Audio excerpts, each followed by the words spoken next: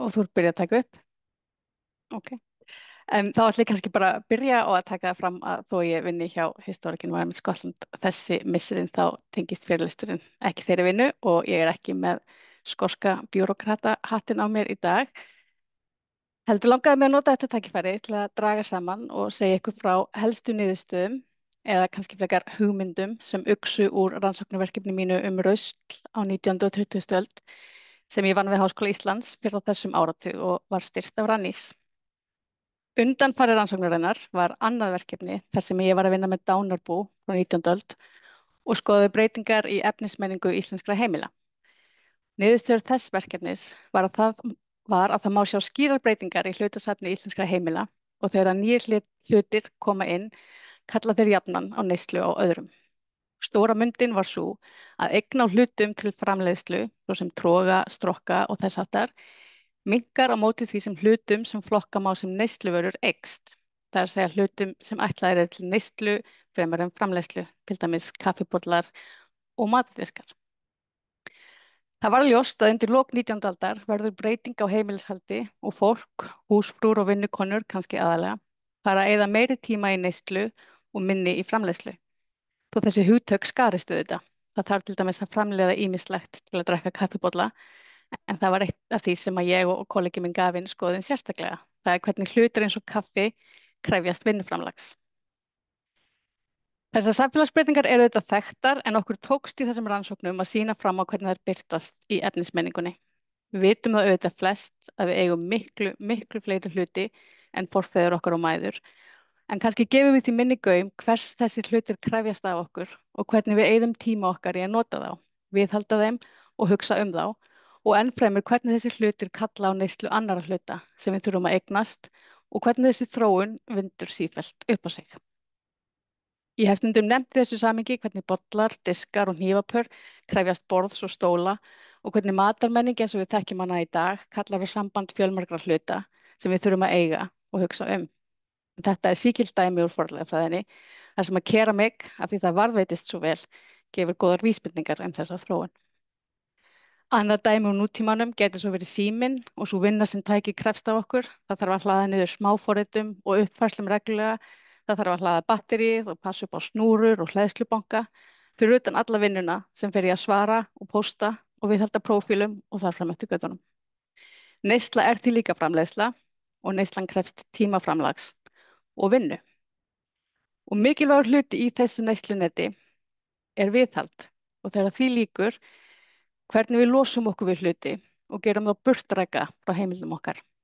Og þar kemur ruslaverkefnið inn. Og spurningarnar sem ég lagði upp með voru einfaldar og fyrstu 4 spurningunum var nokkuð auðsvarað en meira púður fór svo í að svara spurningum 5 og 6.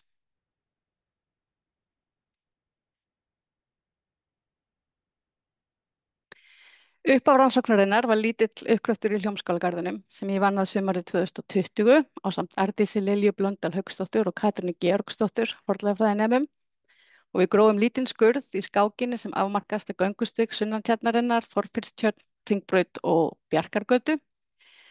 En tilkoma ruslins í mýrinni sunnantjarnarinnar átti sér nokkuð langan aðdraganda. Upp úr aldamótunum 1900 bárust heilbrigðisnefnd Reykjavíkur fjölmörg erindi þar sem bæjarbúar kvörtuðu undan úrræðaleysi við losun skólps og úrgangs frá húsum sínum. Heilbrigðisnefndin ásamt veganefnd borgarinnar sem sá hreinsun gatna og ræsa í bænum reyndi að bregðast við og árið 1905 var ný heilbrigðisreglugerð samþykkt fyrir borgin.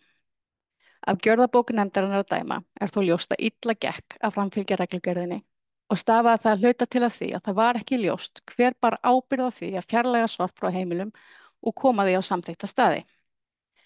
Tæpum 4 árum eftir að nýja reglugerðin var samþykkt er enn verið að ræða hver beri ábyrgð á því að annast hreinsun salerna og sorpbíláta í bænum en þá er lagt til að bærinn taki þetta starf að sér og undirbúningur þess sé tafarlaust hafinn. En það er þó ekki fyrr en í ársbyrjun 1919 að sérstakur verkstjóri og vinnuflokkur var ráðinn til að annast sorphreinsun bæjarins.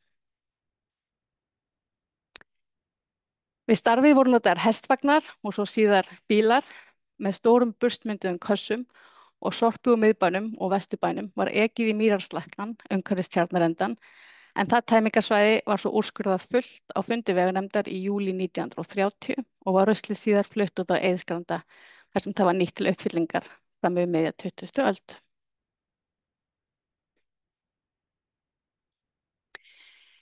Eitt af því sem rannsóknin leiddi í ljós og þá sérstaklega sá samanburður sem ég gerði á innihaldi ruslsins í Hljómskálagarðinum og úr ruslalögum annar staðar í borginni sem grafin hefði verið upp var meira magn af umbúðum úr gleri og málmi, meira byggingarefni ýmiss konar og útmokstur úr ofnum. En samanburðarefnið kom úr gripasöfnum frá Tjarnargötu, Garðastræti, uppgrettinum á horni Austurstrætis og Lækjargötu og svo frá Viðey. En hér er þeim öllum blandað saman eftir aldursgreiningu. Og í ruslahaugnum í Hljómskálagarðinum var hærra hlutfall af fatnaði, textíl og hlutum sem tengjast fötum eins og tölum, smellum og þess háttar en annars staðar. Meira að segja þegar við berum gripasafnið úr Hljómskálagarðinum saman við gripasafnið úr öskuhaugnum í Viðey eða öskuhaugunum í Viðey sem eru frá sama tíma. Gripasafnið gefur vísbendingar að þegar að ruslið er sótt og því hent fjarri bæjum þá breytist samsetning þess og magn þess eykst. Það er erfitt að mæla þetta magnið. En ef við skoðum aldursgreiningu gripa í einu og sama ruslalæginu, þá eru gripirnir í Hljómskálagarðinum frá mun styttra tímabili en til dæmis gripir í einu og sama ruslalæginu í garðinum hjá Vaktarabænum í Garðastræti. Gögn frá bandarískum borgum hafa sýnt fram á svipaða þróun, það er að þegar bæjaryfirvöld fara að safna rusli og samfara því sem söfnunin verður tíðari og tunnurnar stærri, þá eykst magn rusls. Og gögn frá Kanada og Bretlandi hafa sömuleiðis sýnt fram á að tunnur til endurvinnslu og straumlínulöguð endurvinnsluferli í samtímanum leiða í raun til aukinnar neyslu fremur en að draga úr henni. Hvað varðar spurninguna endurvinnslu og sölu og notuð efni þá leitaði ég ekki bara í fornleifarnar heldur líka í ritaðar heimildir, uppboðsskjöl og í þjóðarsafnið.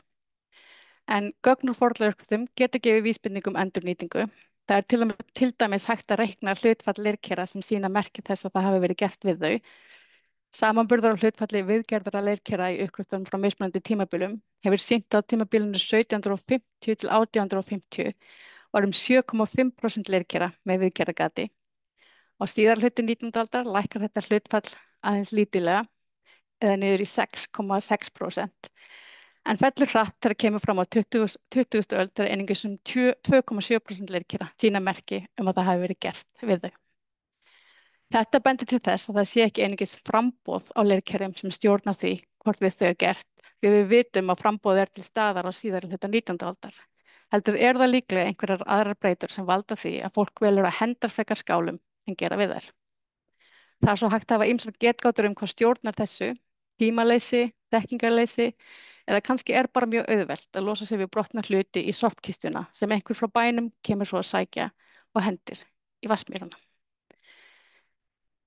Svo geta uppboðsskjöl og dánarbú gefið okkur hugmynd ástand þeirra hluta sem fólk átti og hversu vel þeir voru nýttir. Ef við skoðum fatnað til dæmis sérstaklega, þá sýndi úrtak úr dánarbúum frá hverjum áratug á tímabilinu 1770 til 1900 sem ég skoðaði í fyrra rannsóknarverkefni ekki fram á að fólk hafi átt fleiri föt í lok 19. aldar en í byrjun hennar, en það átti fleiri ný eða nýleg föt og færri ónýtt. Ég bar svo nokkur dánarbú saman við uppboðsskjöl tengdum þessu sömu búum og það sýndi að mikill meiri hluti þess fatnaðar sem boðin var upp seldist og þar virtist ástand hans ekki skipta máli. Það er ónýtt föt og mikið notuð seldust ekkert síður en ný föt.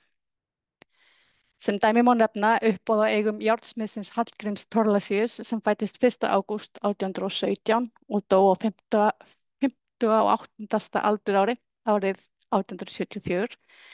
Hann bjó síðast á Silfrastöðum í Skagafirði og eigur hans voru boðnar upp í Grafarósi, þar sem hver einasta flík sem hann átti seldist, nærbuxur, buxur, sokkar, reiðbuxur, hempa, skyrta og svo framvegis.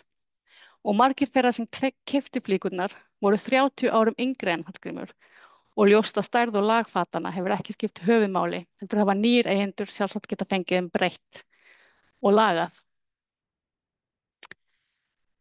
Og ef við skoðum útflutningstölur, þá sýna þær að minnstu kosti frá 1860 var talsvert af léreft rýjum seldar á landi til endurvinnslu og mest á fyrsta áratíð 20. aldar þegar 16 tonn af tuskum voru fluttar úr landi til endurvinnslu í Danmörku og í Bretlandi.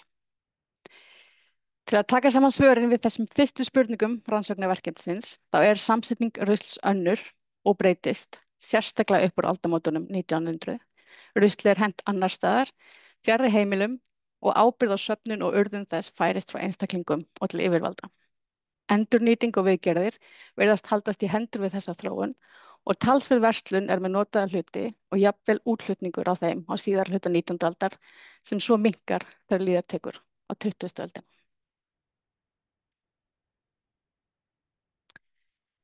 En hvernig ætlum við að nota þessa þekkingu til að dýpka skilning okkar á neyslu og ruslahegðun okkar sjálfra? Hvað getum við lært af þessum súlritum og Excel-skjölum? Eflaust fjölmargt, en það helsta sem ég hef verið að hugsa og skrifa fram að þessu felst í því hvernig hægt er að skilja og endurhugsa tengsl framleiðslu, neyslu og nýtingar. Og það er að nóg að taka í fræðunum, en samfara hamfarahlýnun og svokallaðri ruslakrísu samtímans hafa hugvísindi í auknum mæli fjallað rusl og má segja að svokölluð ruslafræði eða waste studies séu orðin undirgrein í félags- og hugvísindum. En ég langar mig að staldra aðeins við til að undirbyggja það sem kemur næst. Ég hef nefnilega átt í talsverðum vandræðum með íslenskuna sem hefur valdið því að þegar ég tala og skrifa þetta verkefni á hinu ástkæra ylhýra þá tala ég jafnan rusl og hugsa það sem er í fötunni undir vaskinum. En þegar ég tala og hugsa þetta á ensku þá verður viðfangið nokkuð annað því í enska orðinu waste felst svo margt annað en bara rusl.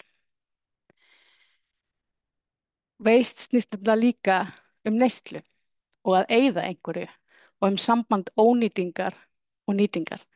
Það er ekki bara það sem við hendum sem verður að rusli, heldur verður það sem við ofnýtum líka ónýtt rusl. Og þetta á við landslag, orkulindir og hvað annað sem okkur getur komið til huga. Þessi aukna neysla sem ég byrjaði að tala snýst því líka nýtingu, ofnýtingu og eyðingu.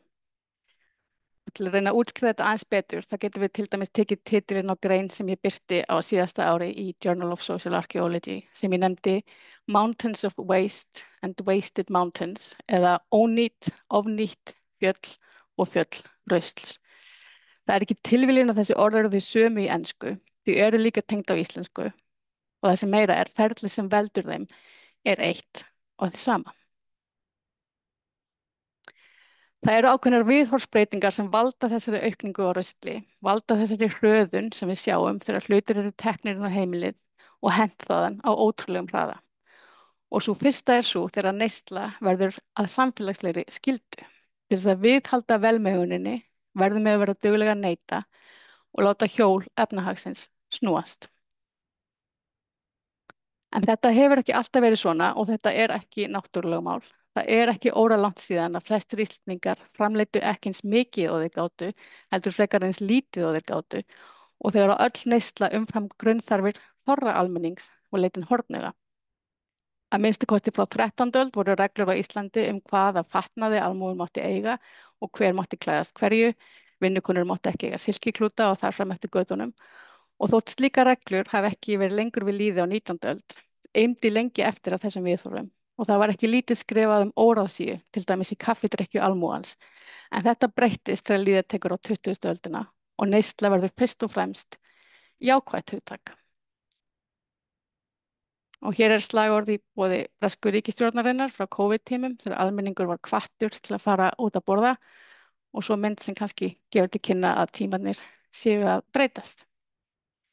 En árið 1960 skrifaði bandaríski blaðamaðurinn Vance Packard bók sem hann nefndi The Waste Makers.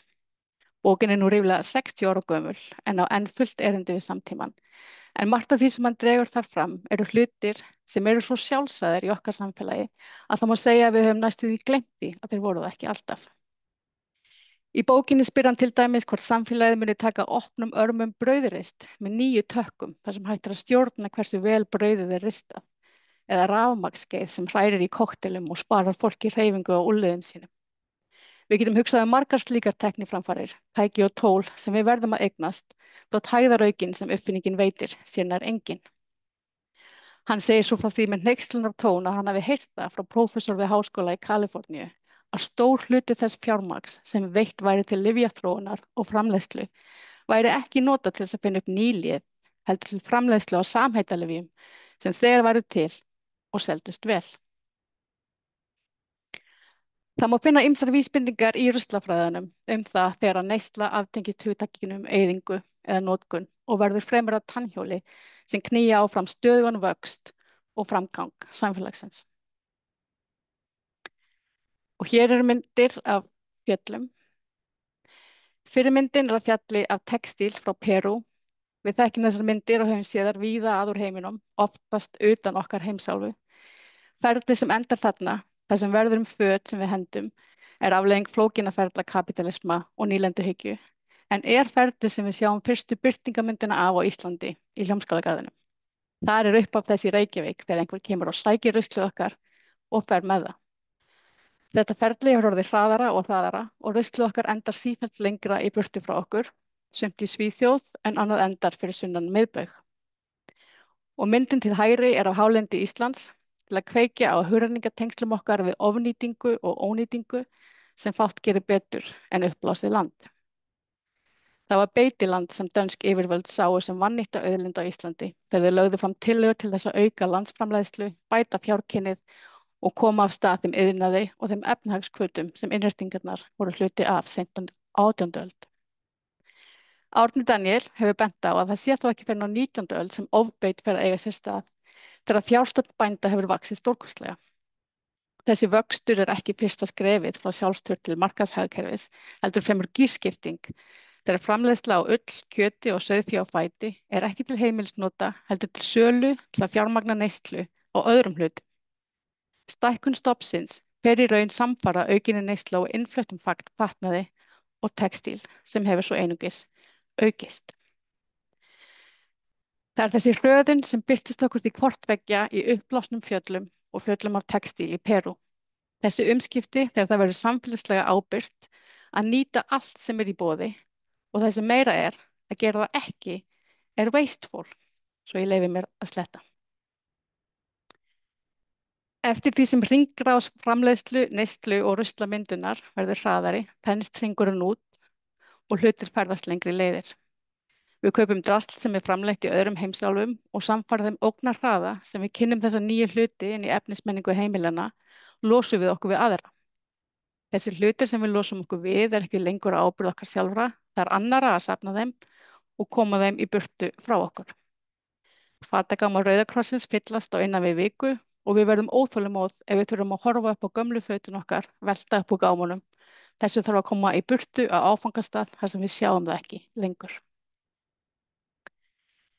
Lausnirnar sem kynntar eru til sögunar við þessari þróun eiga það flestar sammerkt að hraða á henni fremur en að hægja á henni. Betri leiðir til endurvinnslu, skilvirkari söfnun og losun en sjaldnar er staldrað við. Hringrásarhagkerfið, nytjamarkaðir og loppur geta verið ágætar, en þessar lausnir snúast líka að koma hlutum hratt inn í kerfið aftur og hraða á því. Við getum alveg keypt okkur eitthvað á netinu, við seljum það svo bara aftur, en hráefnið og vinnan við framleiðsluna og ruslið og eyðingin sem henni er tengd á sér enn stað. Félagsfræðingurinn Myra Hurd hefur bent á og það sé nauðsynlegt að endurskilgreina rusl sem félags- og siðferðislegt vandamál frekar en tæknilegt vandamál sem hægt sé að leysa með nýjum tæknilausnum. Betri aðferðum við endurvinnslu og þess háttar sem séu samofnar því efnahagskerfi sem undirbyggir neyslu, eyðslu og rusl. Hún heldur því fram að rusl sé fyrst og fremst félagslegt vandamál, tengt ójöfnuði og tæknilausnir hvers konar setji ábyrgðina á hendur einstaklinga frekar en stórra alþjóðlegra fyrirtækja og stjórnvalda sem séu þeir aðilar sem geti haft áhrif á þá félags- og efnahagslegu þætti sem máli skipta. Íhaldssamar lausnir eins og nægjusemi eru kenndar við fortíðina og hugmyndun að þá hafi engu verið hent og allt verið nýtt. Fornleifafræðin getur á ýmsan hátt styrkt þess konar hugmyndir, en kannski getum við lagt lóð á vogarskálarnar án þess að mæla fyrir tímaflakki til fortíðar. Nútíma efnahagskenningar eru nefnilega mjög laustengdar efnisveruleikanum. Hlutir eru ekki skilgreindir út frá efnunum sem þeir eru búnir til úr, heldur sem neysluvara sem hefur ákveðið markaðsverð. Við getum í þessu samhengi hugsað markaðinn með kolefni. Það er hægt að kolefnisjafna hitt og þetta, en jöfnunin dregur ekki úr notkun á hráefni eða kolefni nema síður sé. Hægt er að planta trjám til að jafna út kolefnisfótspor flugferðar, en flugvélin þarf enn jarðefnaeldsneyti og skógurinn hefur raunveruleg og oft ófyrirséð áhrif á umhverfið sitt. Neyslan og eyðingin á hráefnum og landslagi eykst, frekar en minnkar. Ein lausn sem við getum kannski velt fyrir okkur er svo að hætta að hugsa hluti og beina sjónum okkar frekar að hráefni. Hættum að hugsa form og sjáum frekar ferli. En það má segja að áherslan á form framar ferli sé eitt af merkjum nútímans, líkt og mannfræðingurinn Tim Ingold hefur bent á. Því að þegar við skilgreinum eitthvað sem tilbúið, þá erum við bara að sjá það frá okkar sjónarhorni. Það er ekki absolutt staðreynd. Ef við hugsum hluti sem flæðir hráefna, þá er hægt að afmá skilin og hlutir geta hægt að verða einhverju sem er ónýtt og þarf að henda. Við þurfum að endurstaðsetja okkur ekki sem neytendur hluta, heldur sem part af flæðið þeirra. Og hér getum við dregið lærdóm af öllu því sem fornleifa og mannfræðingar hafa verið að skrifa síðustu misseri, hluti með atbeina, lífsferil hluta og efnisveruleika. Til að reyna að hugsa þessar pælingar og útskýra hef ég verið að vinna með torfbæinn, því það er hlutur sem okkur er tamt að hugsa sem eitthvað sem er aldrei tilbúið og er í sífelldri þróun.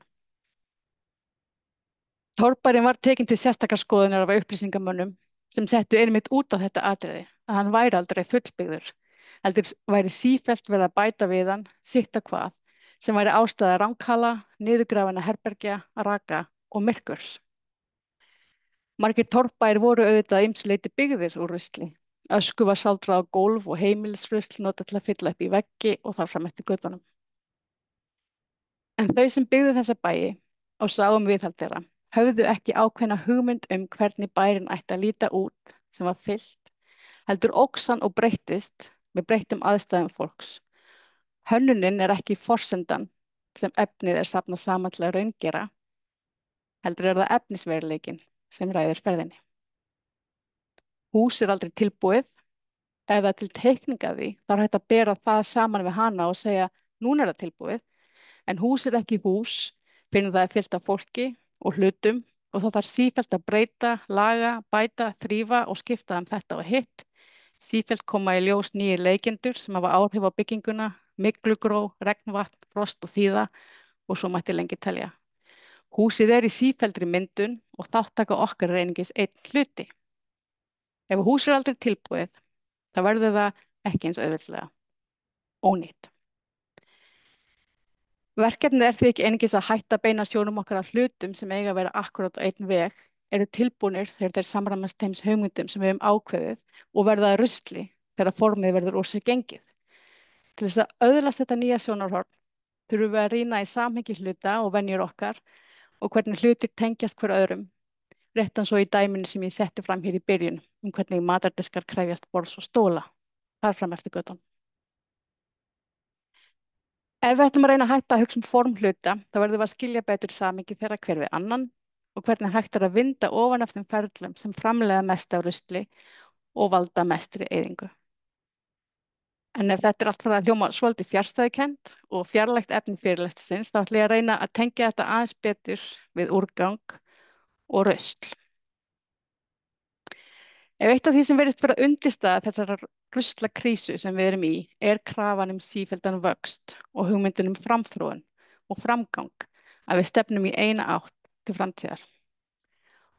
Fólk sem amast við neyslu nútímamannsins er stundum uppmálað sem fólk fullt af fortíðarþrá sem sjái framtíðina fyrir sér sitjandi í lópapeysu, í torfkofa, malandi kaffibaunir með exporti. En hér geta fornleifafræðingar aldeilis hafið upp raust sína. Því eins og við vitum, þá er fortíðin ekki fyrir aftan okkur, heldur alltumlykjandi. Nýjar hugmyndir verða til úr því sem áður var til og nýjar hefðir eru opnar úr viðhaldi þekkingar og kunnáttu.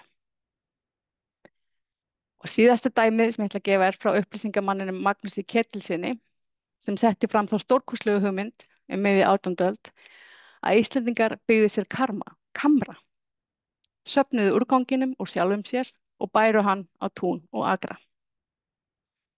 Þessar hugmyndir studdi hann með tilvísun í ný vísindi þýska efnafræðingsins Liebig sem sýndi fram á að efnasambönd níturs sem væri hvergi að finna í eins miklu magni og í saur manna væri hinn besti áburður. En þótt vísindin væri ný, var hefðin það ekki. Fornvistfræðilegar rannsóknir á Íslandi hafa sýnt fram á að allt frá víkingaöld og fram á 14. öld báru bændur skít á tún sín. En hefðin virðist leggjast af á nokkru leyti á stríðmiðöldum og kemur ekki aftur til sögunar fyrr en á 19. öld. Þótt hægt sé að rannsaka lípíða og segja úr hvers konar dýri áburðurinn kom, sem hefur til dæmis verið gert á Orkneyjum, það hafa slíkar rannsóknir ekki farið fram á Íslandi. En tilvist kamra getur gefið okkur einhverja hugmynd þetta. Því til að safna saur er gott að hafa kamar og þeir eru einmitt helst þekktir frá því tímabili í Íslandssögunni þegar mest var borið á tún. Þær heimildir áburð og heimildir kamra eru nokkurn veginn á sama tíma.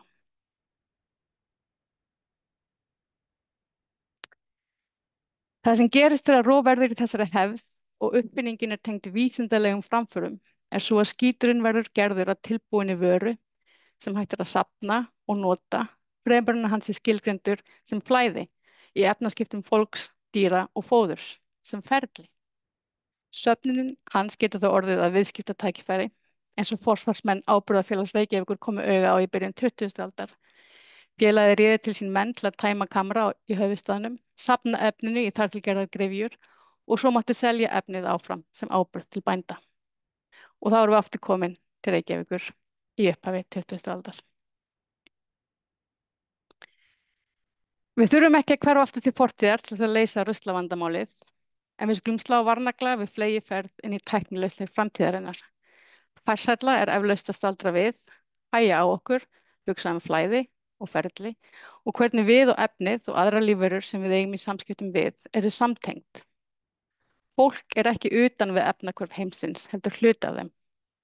Þetta þýðir að líkt á þau sem fóru á uppboðið á eignum Hallgríms Thorlacius á Grafarósi upp á miðri 19. öld, eigum við auðvitað að kaupa notað, bæta og breyta. Við eigum að henda minna og hafa rusli hjá okkur en ekki senda það út í heim. En allra helst þurfum við að hugsa öðruvísi efnisveruleikann og krefjast þess að hann sé tekinn inn í myndina þegar efnahagsjöfnur og tölur eru færðar til í skýjum sem við vitum að eru auðvitað ekkert annað en orkufrekar verksmiðjur á jörðu niðri. Og hér ætlaði ég bara að segja takk fyrir að hlusta og hérna á glærunni eru nokkru titlar þar sem ég hef birt þessar hugmyndir mínar ef einhverju verður áhuga á að kynna sér efnið nánar.